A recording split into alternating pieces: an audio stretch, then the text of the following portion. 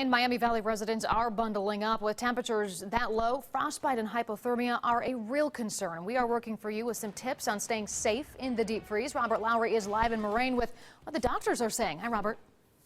Hey, Katie, certainly is cold outside. I know we had this conversation earlier. Finally cold enough for me to wear one of these caps that I'm really not too fond of, but that's just a sign of really how cold it is out here. We talked with doctors earlier telling us to, in these cold temperatures, make sure you cover as much of that exposed skin as possible because it could really hit you in just a couple of quick minutes. And even the cold already affecting some major events in the area. We spoke with some UD students today.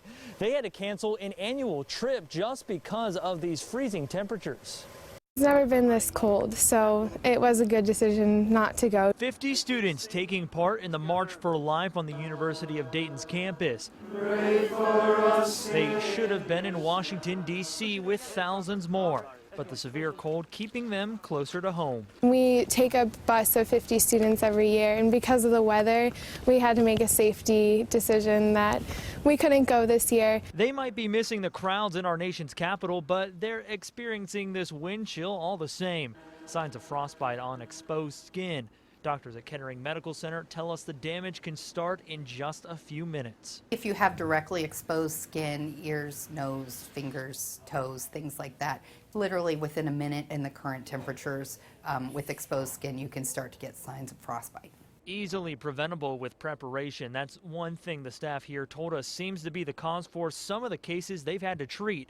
Even if you're only outdoors for a few minutes, it's better to cover yourself from the cold than have to face the alternative. If you don't get those things rewarmed, then you can start having damage to the cells and to the skin, which essentially acts like a burn. So you can get some blistering, things like that. These students opting for a 10-minute march instead of the 3 hours they would have spent in Washington. They're just ready to see an end to all this cold weather. We don't remember it ever being cold. It's never a sunny, beautiful day, but of course, God likes to play with us like that.